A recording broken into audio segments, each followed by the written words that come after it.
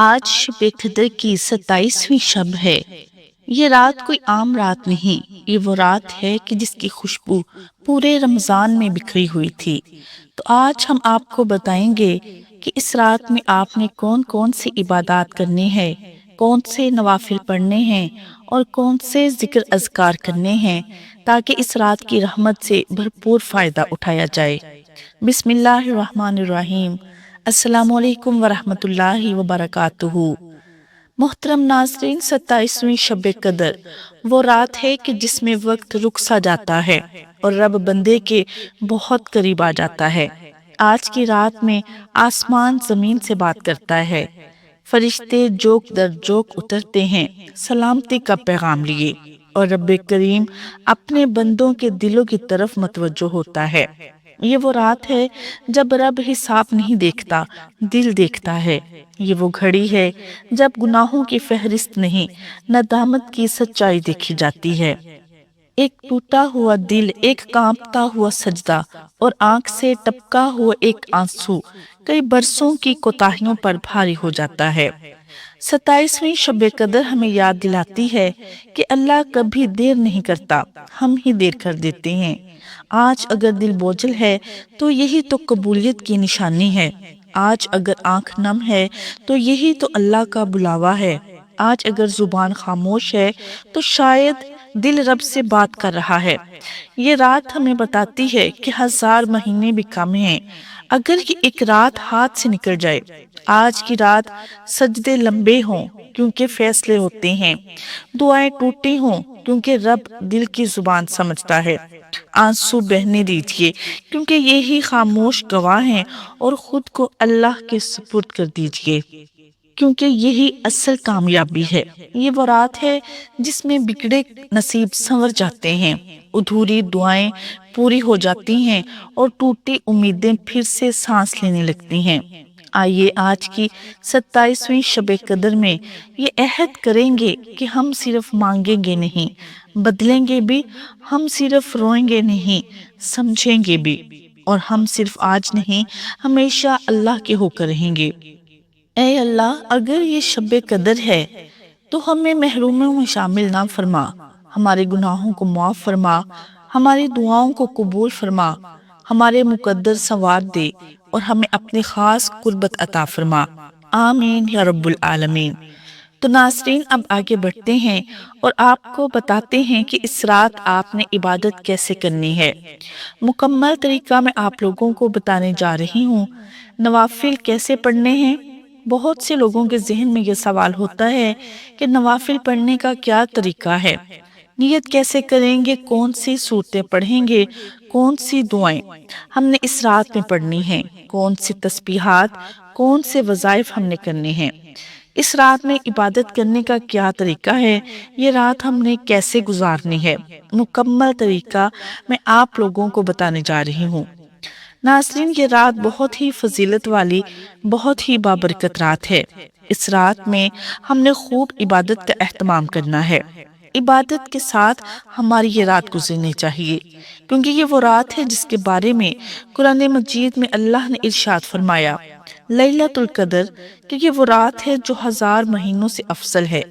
1000 महीनों से अफसल रात है ये, यानी इस रात में इबादत करना 1000 महीनों से अफसल है। इसलिए इस रात को हमने बिल्कुल मिस नहीं करना। इस रात में हमने खूब इबादत का एहतमाम करना है।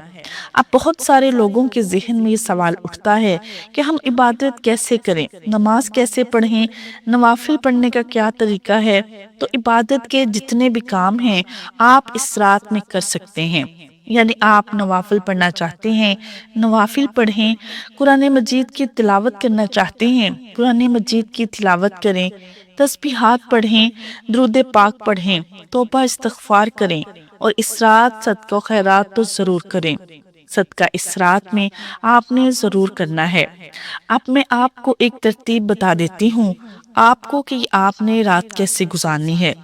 तो सबसे पहले तो आप मगरिब की नमाज पढ़ें, مغرب کی نماز کے بعد آپ اوابین کی نیت سے 6 رکعت پڑھیں۔ نمبر 2 پر عشاء کی نماز آپ کی جماعت کے ساتھ ہونی چاہیے۔ آگے نوافل پڑھنے کا طریقہ بھی بتاؤں گی، دعائیں بھی بتاؤں گی۔ سب سے پہلے میں ایک رات گزارنے کا طریقہ، ایک ترتیب بتا رہی ہوں۔ عشاء کی نماز آپ کی جماعت کے ساتھ اور فجر کی نماز بھی جماعت کے ساتھ ہونی چاہیے، کیونکہ حدیث پاک کا مفہوم ہے، رسول اللہ صلی اللہ علیہ وسلم نے ارشاد فرمایا کہ جس نے عشاء کی نماز اور فجر کی نماز پڑھ لی، اسے پوری رات عبادت کرنے کا ثواب عطا کیا جاتا ہے۔ یعنی جس نے عشاء کی نماز پڑھ لی اور فجر کی نماز جماعت کے ساتھ پڑھ لی، وہ ایسے جیسے اس نے پوری رات عبادت میں گزاری، پوری رات قیام کرنے کا اس کو ثواب عطا کیا جائے گا۔ تو عشاء کی اور فجر کی نماز جماعت کے ساتھ ہونی چاہیے۔ عشاء پڑھنے کے بعد اب نماز تراویح تو پڑھیں گے، اس کے بعد پھر ہم نے کچھ دیر نوافل پڑھنے ہیں، اور نوافل پڑھنے کا کوئی خاص طریقہ نہیں ہے۔ ایسا نہیں ہے کہ یہ خاص طریقہ ہے، اس طریقے سے ہی آپ نوافل پڑھیں گے۔ جتنے بھی خاص طریقے بتائے جاتے ہیں وہ زیادہ سے زیادہ مستحب ہیں۔ مقصد اس رات میں قیام کرنا ہے۔ اب جس طرح 2 رکعت ادا کرتے ہیں، اسی طرح آپ 2 رکعت کر کے 6 رکعت پڑھیں، 10 پڑھیں، 50 پڑھیں، 100 رکعت پڑھیں، 1000 رکعت پڑھیں، جتنی مرضی آپ پڑھیں، کوئی تعداد نہیں ہے۔ ایسا نہیں ہے کہ اس طرح اتنی رکعت ہی آپ نے پڑھنی ہے۔ اس کے بعد نوافل پڑھیں جس طرح 2 رکعت ادا کی جاتی ہیں، اسی طرح کوئی خاص صورتیں نہیں پڑھنی۔ نیت جو ہے وہ نوافل کی کر لیں گے کہ 2 رکعت نوافل پڑھ رہا ہوں، بس اتنا کافی ہے، یا پڑھ رہی ہوں، بس یہ نیت ہو گئی، دل کے اندر ارادہ کر لیا۔ نوافل پڑھیں گے، اس کے بعد پھر قرآن مجید کی تلاوت میں کچھ وقت گزاریں۔ قرآن مجید کی تلاوت ہمیں ضرور کرنی چاہیے۔ قرآن مجید کی تلاوت کی بہت ہی زیادہ فضیلت ہے۔ اس کے بعد پھر آپ کچھ دیر توبہ استغفار میں گزاریں، یعنی استغفر اللہ، یا پھر یہ پڑھیں استغفر اللہ ربی من کل ذنب و اتوب الیہ۔ اس کے بعد پھر آپ کلمہ شریف کا ورد ضرور کریں، لا الہ الا اللہ، لا الہ الا اللہ۔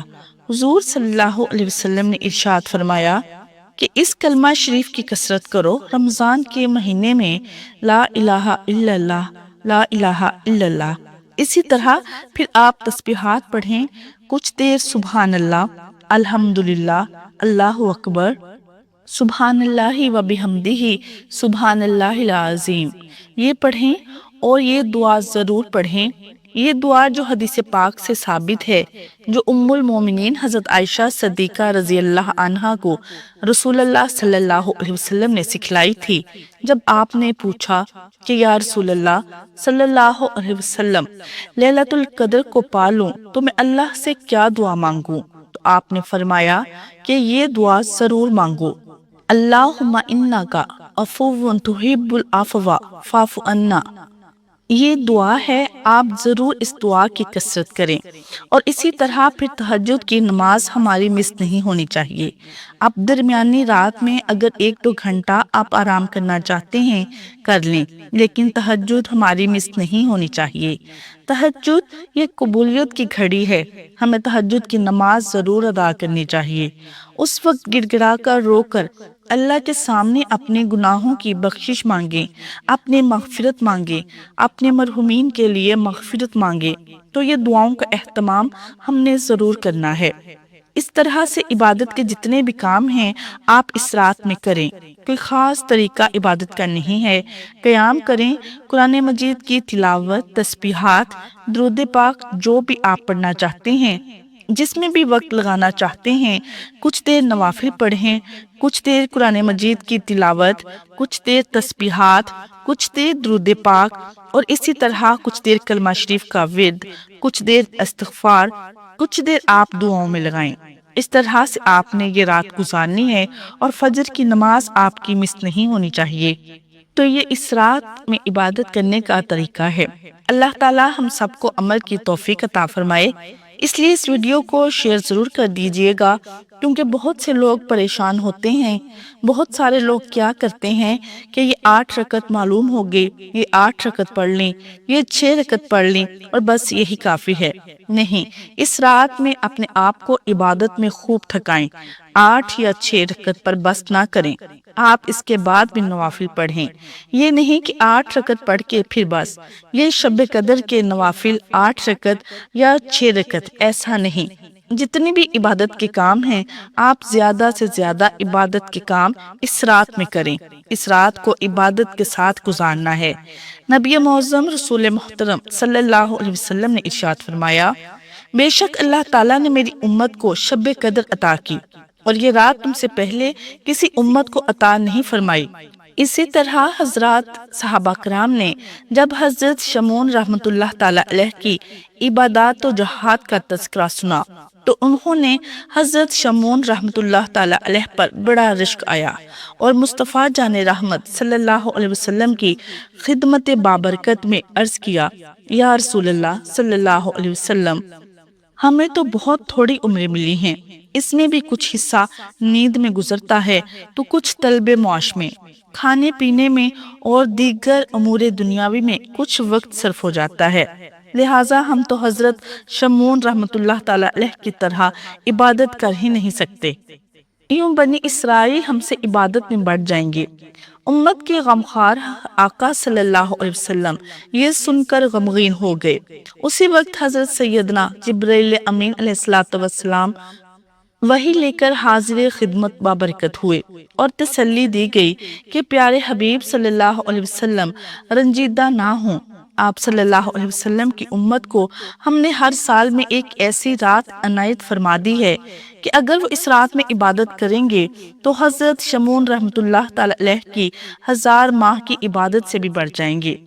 معزز ناظرین، یقیناً یہ رات منبع برکات ہے۔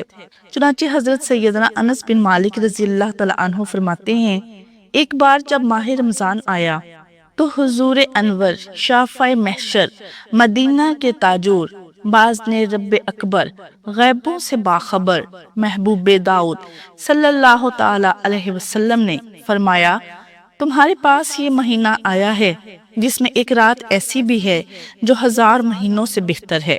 جو شخص اس رات سے محروم رہ گیا گویا تمام کی تمام بھلائی سے محروم رہ گیا، اور اس کی بھلائی سے محروم نہیں رہتا مگر وہ شخص جو حقیقتاً محروم ہے۔ اللہ ہم سب کو عمل کی توفیق عطا فرمائے، آمین۔ ناظرین، اب یہ رات آہستہ آہستہ سمٹ رہی ہے مگر اس کی گواہی ہمارے دلوں پر لکھی جا رہی ہے۔ شاید ہم نے سب کچھ لفظوں میں نہ کہہ پایا ہو، شاید آج آنسو ہی ہماری دعا بن گئی ہوں، مگر رب وہ بھی جانتا ہے جو دل نے خاموشی میں کہا۔ اگر آج دل تھوڑا ہلکا ہے تو سمجھ لیجئے کہ اللہ نے سن لیا ہے، اگر آنکھ نم ہے تو جان لیجئے کہ قبولیت قریب ہے، اور اگر دل بدلنے کا احساس ہو تو یہی اس رات کی سب سے بڑی نعمت ہے۔ یہ رات گزر جائے گی مگر دعا ہے کہ اس کا اثر نہ گزرے، کہ ہماری نمازیں زندہ رہیں، ہمارے دل نرم رہیں اور ہماری زندگی اللہ کی رضا کے گرد گھومتی رہے۔ اے اللہ، اگر یہ شب قدر ہے تو ہمیں اپنی رحمت کی چادر میں لپیٹ لے، ہماری کوتاہیوں کو معاف فرما، ہماری زندگیوں کو سنوار دے اور ہمیں اپنے قریب رہنے والا بندہ بنا لے، آمین۔ ناظرین، ویڈیو پسند آئے تو لائک شیئر ضرور کریں۔ جزاک اللہ خیر۔